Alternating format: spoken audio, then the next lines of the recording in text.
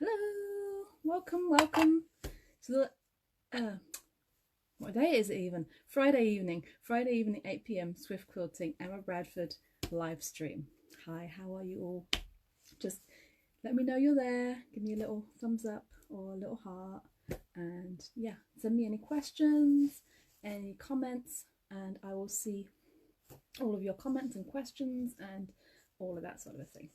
So, what are we going to talk about tonight? I thought I'd do something a little bit different because we've been going on about the temperature quilt. So tonight I thought we'd talk about the debate to wash or not to wash. That's the big debate. So fabric, of course, I'm talking about fabric. Oh, hi, somebody's there. Hi, Sharon. Yes, fabric, to wash or not to wash. Big debate. Now, I'm going to start with there is no right or wrong way, only the way that works for you.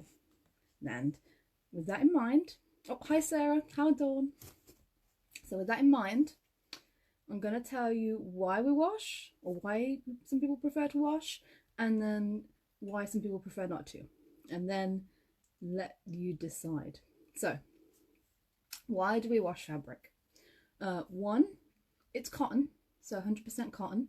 100% cotton will shrink a little bit, so washing, or actually just rinsing, you don't actually need to add any detergent to it really, so just getting it wet and drying it will get it to shrink basically before you use it. Now, some people like it to shrink a little bit after the quilt's been made. It makes it look a little bit antique-y, so once it's all been quilted and then it all gets washed, it will wrinkle up ever so slightly. Some people like that, some people don't. So it depends on your project, which way. So first one, shrinking. Two, colour fastness. Now, I would say with the modern cottons, I mean, I've been quilting since 1996, and some of the cottons back then were a little bit less quality than now. And so you did have a lot of problems with colour fastness and colours running, especially in your reds, your dark blues, navy blues, and dark greens. So if you think you've got a colour like that, or a very bright colour, maybe a hot pink or something that you think might possibly run, what you need to do before you even wash it is just snip a little bit of the corner off and just test it in a little bit of hot water, a little bit, yeah, just to see does that colour actually run. And what you can do is take a little white tissue and squeeze that water out, and that will really show you is the colour running or not. So that's another reason to wash or to rinse. If you do have fabric that is running, so the colour is running, what you can do in order to try and set that dye is let it soak in some salty water, or salty water plus vinegar, or vinegar water, and that will help to set that dye. But nowadays I'd say a lot of the cottons are pretty good. You're always going to hear horror stories, so red and white work, everything red and white, you put it in the washing machine, never washed it before, comes out pink. Yeah, there's stories like that, so just be careful. So that's one reason. And then the last one is sizing, or starch, or whatever it is that's in the fabric. So when the fabric is made and rolled, it has a substance in it like starch, sizing, that helps to keep it smooth and wrinkle free while it's on the bolt, and nice and lovely.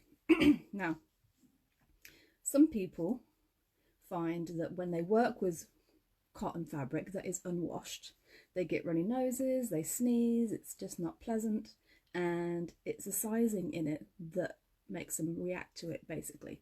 So all of that just makes your nose run and not a fun time. So a lot of people wash it because they can't really handle unwashed fabric without rinsing it out. So those are reasons people wouldn't want to wash. One, that sizing actually makes it really nice to quilt with. Oh, hi Viv, sorry I haven't been watching the comments very much, but hi Jill, Carol, hi Carol, good evening. Not washing, the sizing makes the fabric really nice to work with. So it helps keep it smooth, it doesn't quite stretch as much. So actually making a quilt with unwashed fabric can be really nice, because the fabric will just behave a lot nicer. Now, if you do wash it and you kind of want to recreate that, you can always use some spray starch, or I don't stock it, but I do still have the Best Press sewing quarter favourite. Yeah, Best Press helps to put some of that body back into that fabric. So there's that. There's convenience and time. I mean, yeah, I have to admit, when I first started quilting, I did get into the habit. As soon as I bought fabric, it went straight into the laundry basket and it went to the regular wash and it all went through. So that's what happened with that. But it does take time and it is a pain. Third one, which you may have seen because I had a friend send me a picture this week of some fabric that she had washed, is the fraying. And some fray worse than others. I will say, as you all probably know, and I have said it a few times, when your fabric gets cut off the bolt, it isn't always straight with the grain. Now, some bolts or some fabrics can get worse than others. The reason it's just physics. So if you've got a bolt, imagine you've got like a racetrack that goes around and around. That inside lane is always tighter than that outside lane. And it's the same with the fabric. So you've got two folds of fabric that get wrapped around that bolt. The inside piece of fabric is going to shift a little bit because it's always going to be slightly tighter than the outside fabric going around. And that's why when you sometimes get fabric cut off the bolt, that it's a little bit skew width at the end. Now it's very skew width. That whole bit that is skew width off the grain will fray, which is not good. Oh, hi Barbara. Yeah, see you in the morning. Yes, so it will fray. Charm pack squares. What are they called? The big dessert squares? What are they called? I can't remember. Somebody please remind me. The big squares. What are they called? Layer cakes. That's it. I know it's something to do with food. The big layer cakes. Jelly rolls. Those probably best not washed. Or if you do, you have to do it very carefully. So the reason you won't wash those is because they're cut all the way around. And like you saw, that picture that I got sent, if anybody saw it, that I posted this week, was of a jelly roll that had been put in the wash machine. And yeah, it comes out a big tangled mess because it just frays really badly along the edges. If you do have those and you really do want to rinse them, or I say rinse because you don't actually have to use detergent. If you want to rinse them, best thing to do is to take a dish bowl or a pudding basin or something just to hold water, warm water, and just let your fabric soak in there very, very gently. Don't disturb it very much, just enough to make sure that it gets wet, because some fabric can be a little bit hydrophobic, which means that it doesn't take in the water very well. So you may need to just press it, pat it down, just to work that water into the threads. And then once that's done, take it out, press it between a couple of towels so that it is squeezing all that moisture out. So the idea is that you're getting that fabric wet and then just being very gentle with it so it doesn't fray, and squeezing that moisture out with a towel. And then you just lay them out to dry. Either if you've got one of those nice flat sweater things that you put on to dry your fancy cashmere sweaters, which obviously I don't have that, or just lay them out somewhere to dry on top of a towel or somewhere warm, maybe in the airing cupboard. Just lay them out gently so that they dry out nicely. So you can do that. And yeah, so to wash or not to wash, basically it comes down to what is the look that you're looking for. Is it more wrinkled, or do you want it to be absolutely smooth and flat? Does your fabric run? Do you get affected by the sizing in the fabric? Yeah, things like that. So it's entirely dependent on the project that you're using the fabric for, what kind of fabric you're using, how it behaves, all of that. So it is literally, like I said, there's no right or wrong way. There's no, oh, you must absolutely wash everything, or you must not absolutely wash everything. There's a bit in between. It depends what you like to do and how you get on with it. and what sort of project you're working on. So no right or wrong way, only the way that works for you. So I think, does anybody have any questions on washing before I go on to the next bit? Oh, thanks, Joanne. Yeah, so that's washing. Oh yeah, and also, like I said, you don't have to put detergent in it. I mean, I often just chuck my fabric in with laundry so it all gets washed all together. But you can just put it on a rinse cycle. Just needs to get wet and dry, basically. So, the other thing I was going to talk to you about tonight kind of touches on the temperature quilt. Well, yeah, it does. But you can use it for other things as well. And so tonight I'm going to show you how to make your flying geese unit. So this is our flying geese unit. But instead of doing it the way I showed you originally with a rectangle and 2 squares, I'm going to show you how to make 4 all at once. So 1, it's a little bit quicker. 2, there's less waste. So there's those little triangles that you get that I do a John and I chuck it on the floor. You don't get that with this way. So the way that we're going to do it tonight, I've got 1 square of what I'm calling my goose fabric. So if you look at your flying geese unit, this is my goose, and the white is my sky. So my goose is teal in this one, and my white sky, if you think of it like that. So this is a square of my goose fabric, and then I have got 1, 2, oh, too many, 3, 4 squares of my sky. Now how you work out the dimensions for that is, and I'll show it to you because I've got it. Oh, it probably I'll write it down in the notes so you've got it. Because if I show it up to the camera, it's just going to be, see, it's just going to be backwards.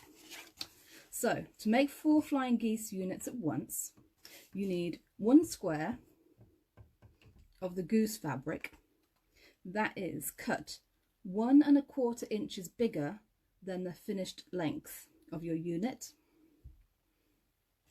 and then 4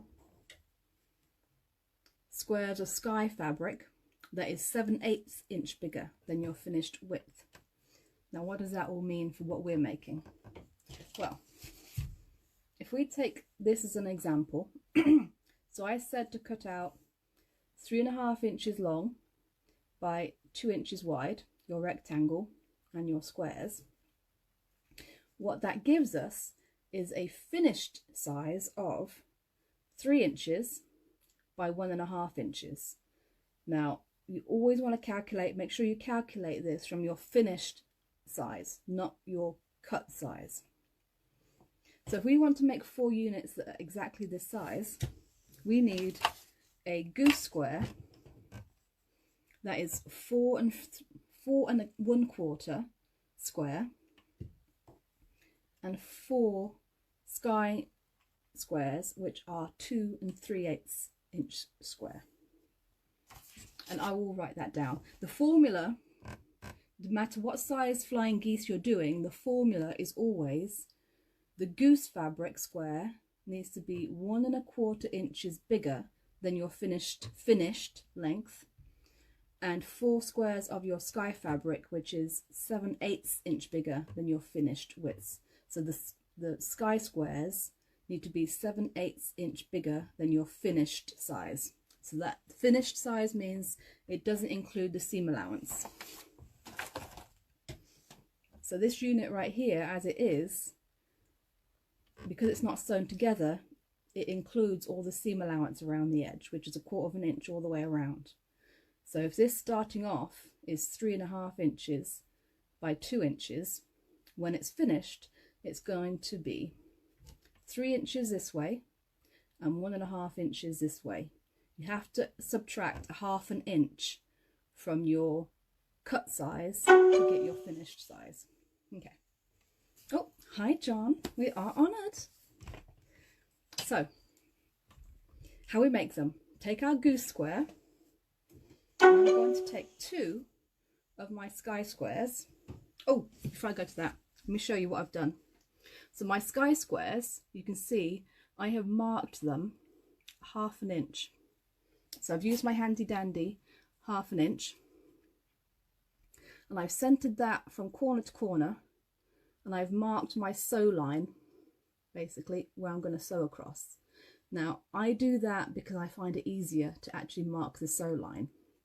But what you can do is just mark the line diagonally through the center, like we do with our normal squares for the normal flying geese, single flying geese unit. And then if you do it down the center, you need to use a 1/4 inch foot to sew a 1/4 inch on either side of that line. You don't go directly on the line, you have to go 1/4 inch on either side, which is why I've marked it like this, because now I'm just going to sew directly on my lines, and it's less confusing for me. So we're going to lay them out like this. So obviously that bottom one I haven't lined it, but it needs to be lined up. The top one needs to be aligned in this corner, and the bottom one needs to be, I'll fuss it, it needs to be aligned properly in the corner. You can do both at once, sew them across both at once.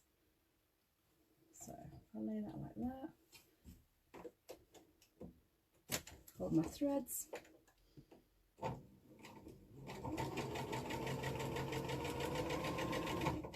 Making sure that corner one's lined.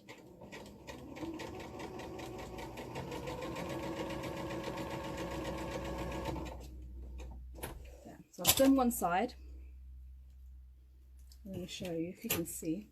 So I've sewn directly on top of this line. Now I'm going to do the next one.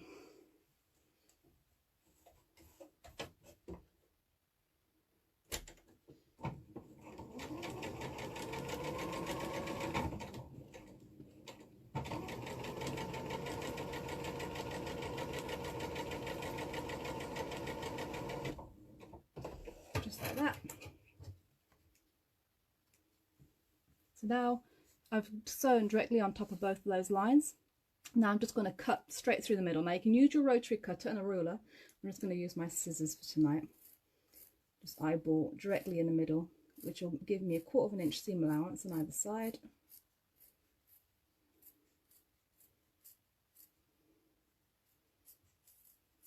Going cutting, cutting, cutting.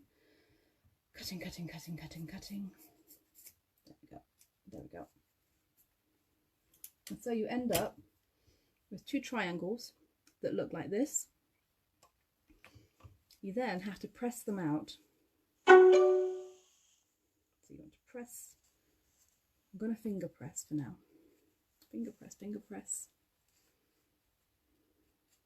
Oh, hi Pam. Yeah, thanks. Took me ages to work out that a week or so ago. You confirmed my math worked. Yeah, yay. That's good.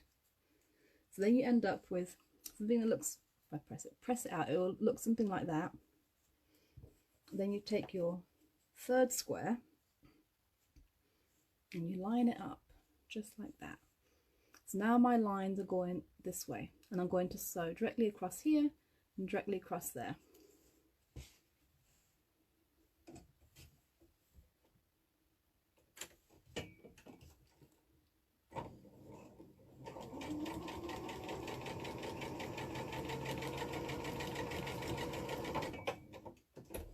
One, I'm just going to flip it around, do the other side.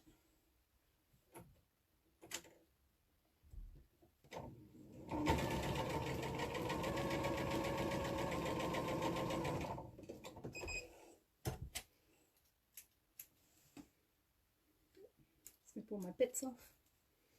So then that's what it looks like. So I have, you can see it's sewn directly on here, directly on there, and I'm going to cut straight in the middle. Cutting, you can see cutting straight down the middle. Not very straight. Can't do it very straight with tiny scissors. There. There's one flying geese.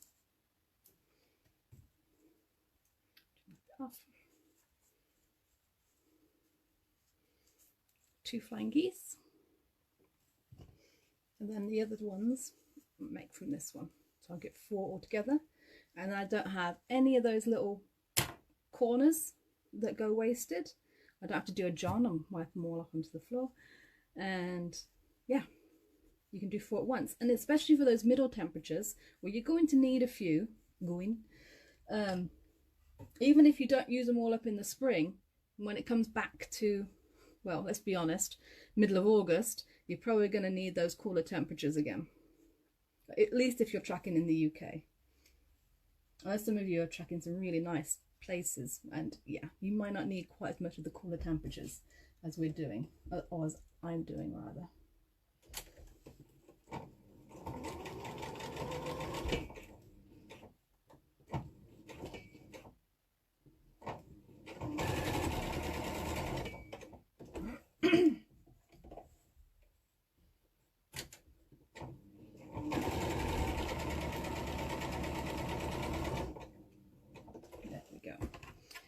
What's everybody saying? Oh, both methods just as accurate. Good question, Joanne. Yes, I would say yes. Of course, it depends. I would practice. So I would do it both ways. Actually, I've got some that I've did the other way, so I can actually verify. It'll be a little bit rough because I haven't pressed them out. But let me see. Let me see. We can compare it exactly. So I've got my ruler. Oh, use a little one, it'll be easier. So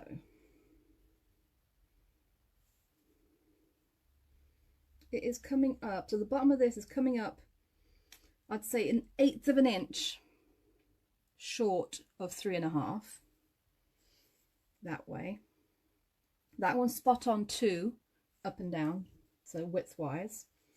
Let me see, and it could be my sewing, it could be the pressing as well. Let's see what this one says.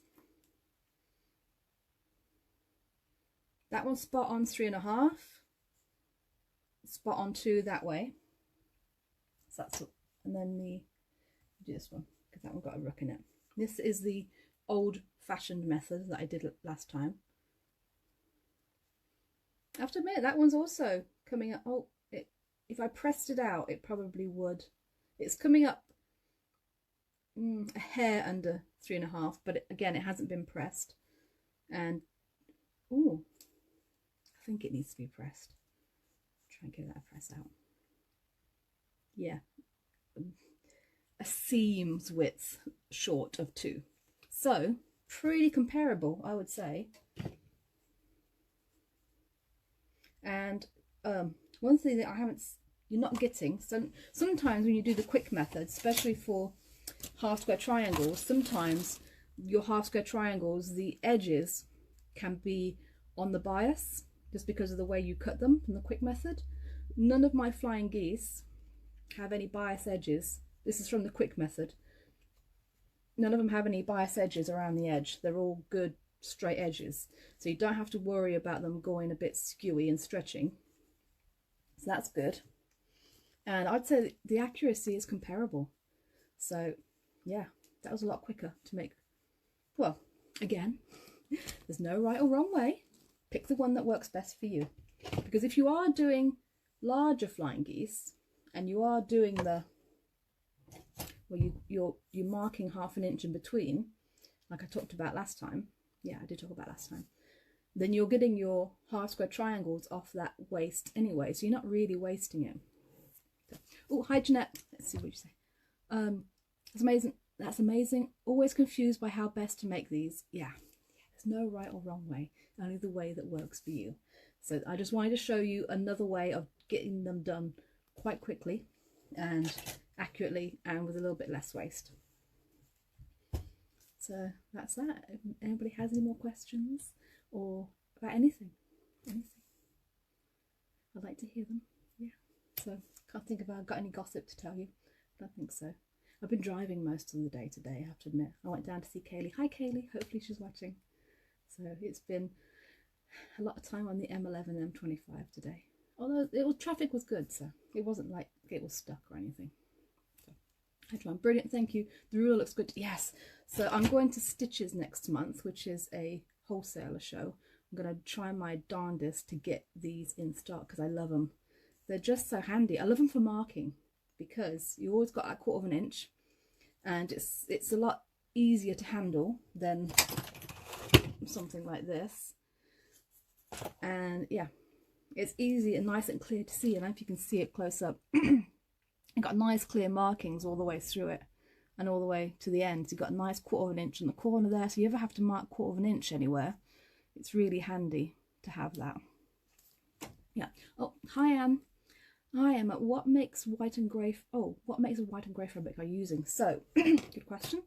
The white is the one that we carry in the shop at the Swift Quilting Company, and it's Painter's Palette is called. That's the name of the fabric. That's the name of the range. So we carry Painter's Palette solids in the shop, and what I like about them is they seem to be, well, they're softer for one thing than some of the other brands. So then the Makeover or the Kona ones, or yeah, so they're softer. They don't seem to be as loose a weave, so they don't seem to fray as much around the edges, at least I find. And a thread, you can see what threads are coming off. They're a little bit finer. They're not as big as the ones on like the Makeover solids. So those are the ones that we carry, which I really, really like. Only £8 a metre. So if you want to make a lovely quilt out of just solids, yeah, it's going to be reasonable. I like reasonable. So yeah. So that's the white. The grey is actually from my stash, but we do have lots of nice greys as well. I haven't done my blocks for this week, I have to admit. I've got to play catch up. These are still from last week. This one, oh, you can see it a little bit actually, is a Makeover one. It is linen look. It's a linen look grey Makeover that I had in my stash. You can see the threads on this one compared to the threads on the Painter's Palette, yeah, are thicker. Yeah, I don't know if you can see. It's kind of hard to see, but if you looked at them side by side, these are smaller threads, finer threads than you get on this. So those are the two. Oh, sorry, I haven't paid attention to the questions. Oh, please put one down for, oh yeah, rulers. You'll be getting the add a 1/4 inch ruler. That's the purple thingy, the purple people eater thingy. I don't think so, because I really do like, I'll have to see. If there's lots of people that really want it, I'll see if I can get it for sure. But yeah, I really like these. I have to admit, I'm a bit of a fan. Oh yeah, Dawn says the Painter's Palette are lovely to work with. Yeah, she's a fan too. What do you find best to mark your fabric with? Good question, Tony. So another, there's no right or wrong way. Let me see if I've got another. I don't think I do. So if it's in a part of the fabric that isn't going to be seen on the top or anything like that, which is what mostly, these are marked in the seam, right on top of the seam, so really you shouldn't be able to see that through, and it's just pencil. So I just use pencil anywhere where it's either going to be cut, or I'm going to sew directly on top of it and it's going to be on the back, so you're not going to see it. I tend to use pencil because it's the easiest. I use pencil and my multi-mat, which I've got right here. The multi-mat, if you remember, is the one that has the pressing side on the outside. It's a book, and the whole of the outside is your pressing mat, and then on the inside you've got your cutting mat, which is right here. You've got a little moleskin divider, which you can't see, and then on the other side is your sandpaper. And I use the sandpaper. I always mark on top of the sandpaper, and it helps to get the lead off the pencil, and it helps to keep your fabric nice and stuck. Basically, it sticks it and it keeps it from shifting, so that you have nice, smooth and straight edges. If it's going to be somewhere where you can see it, I tend to use a friction pen. Now with those, you have to be careful, because it is a gel pen, and it disappears, but it doesn't go away. It disappears with heat. As, yeah, if you've seen the tessellation quilt that I did, right, John? You don't press it before you actually use your lines. But friction pens, good for on top of the quilt. They will disappear with heat. They might reappear again if the quilt does get cold, or on some fabrics it reacts as well. So if you are going to use a friction pen, do a little test patch on your fabric, especially like batiks or hand-dyed things, because it tends to leave a little white mark. So instead of it turning, it turns black, but when it disappears, it leaves a really faint, pale white line where it was. So be careful with that. Oh, I'm missing. Can I go back? Can I go back? Oh, okay. That's fine. What's your favourite thread to quilt with? A piece with?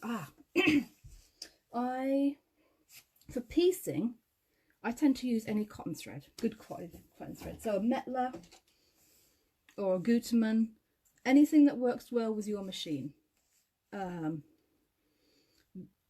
Just because you don't need it to be super fine or anything when you're piecing, unless you're doing like okay, you're back. Everybody's back. Everybody's there?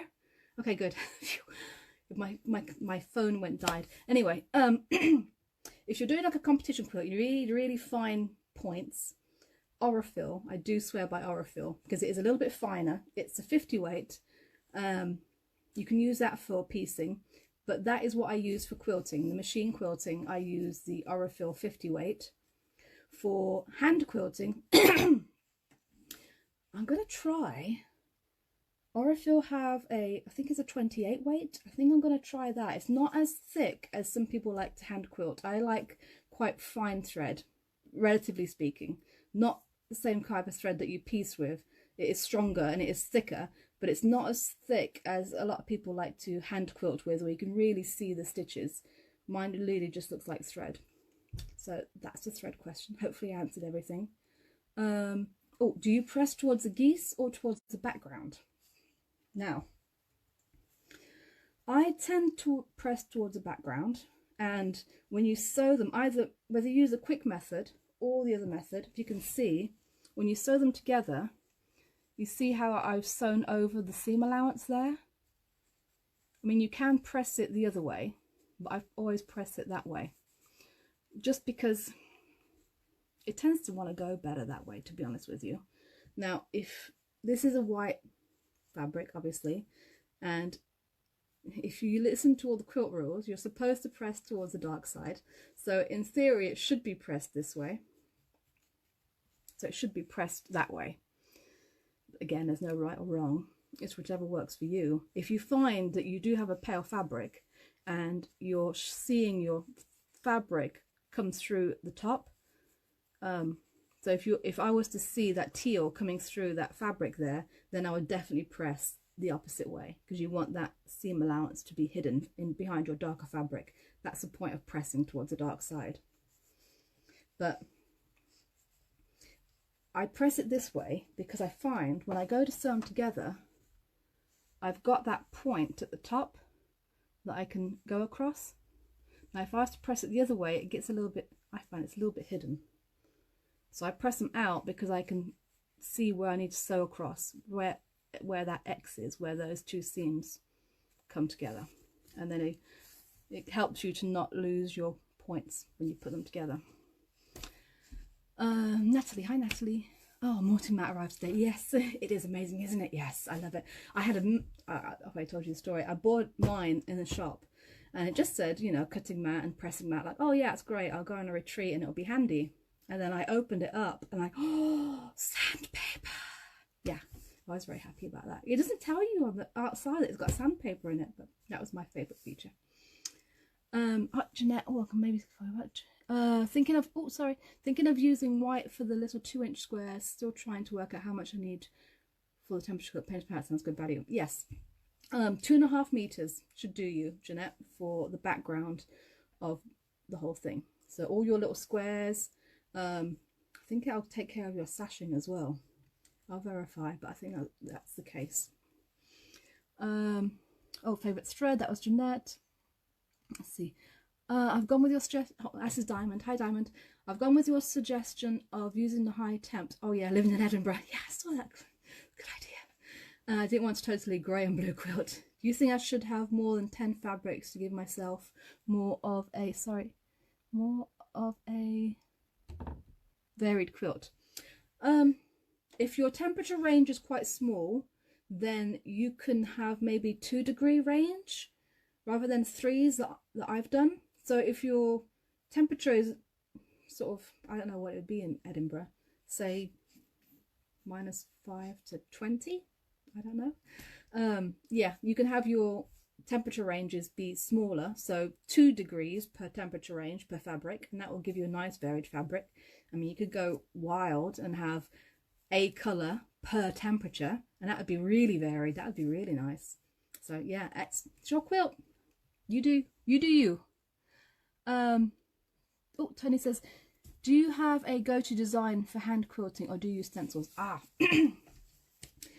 do have a go-to, which is a very well, it's traditional, it's boring. I'm trying to see if I got any with me.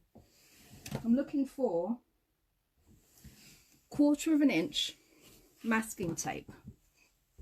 Now my go-to, if I don't know what to quilt and I need to hand quilt something, is I'll take my 1/4 inch masking tape, which I don't have. I've got a piece of plastic that can pretend to be it. And then what I'll do, once my quilt is all done up, I put my 1/4 inch masking tape along the edge, like that, along the edge. And then I hand quilt all along the side of it, basically. Now, traditionally, you sew 1/4 inch from your seam, partly because you've got that seam allowance behind it. And if you allow yourself 1/4 inch from that seam, you don't have to quilt through that seam allowance. It makes it a lot easier, because if you have to go through the seam allowance, it's a pain, especially if you're hand quilting, even with a thimble. So that is my very much go-to. You would mark, or I use masking tape because I don't like to mark. Again, it's a less faff, you know. I like less faff, more enjoyment, basically, along there. So I'll do 1/4 inch all the way in, all the way around inside this one, and then probably do the same inside here. If I'm using stencils, sometimes you can get, instead of a friction pen, if that makes you nervous, which it would me on a nice quilt, you can get some really nice water soluble quilting pencils, and you can get them in different colors depending on what your fabric is. So you can get them in a darker color, so a silvery gray is kind of useful, or a blue, something that shows up quite well. But you can get them like in white as well. So if you're using very dark fabric, you can use white in your stencils. And oh, I happen to have one at hand. So this is an example of one of the stencils that I might use. This is for a border. So what you do is you lay that on top of your quilt, and then you just mark with a water soluble pencil through all those lines, and then when you take it off, it's marked on your fabric, and you just quilt along the lines, basically. So yeah, I do like stencils. Hi Carol, hi Jeanette. So I'm probably getting back. Oh, Jackie. Oh, hi Jackie, first time watching, loving your demo. Oh, thank you. Perfect. So I think that's it for tonight, unless you've got any more questions you want to throw at me, and yeah, I can answer them. If not, yeah, just, you know, comment and I'll see them later. So cool. Well, I'm gonna call it a night for tonight. Thank you for joining me, and I'll see you next Friday night at 8. I have no idea what I'm going to talk about yet, but I'm sure hopefully it'll be really interesting. I'll think of something.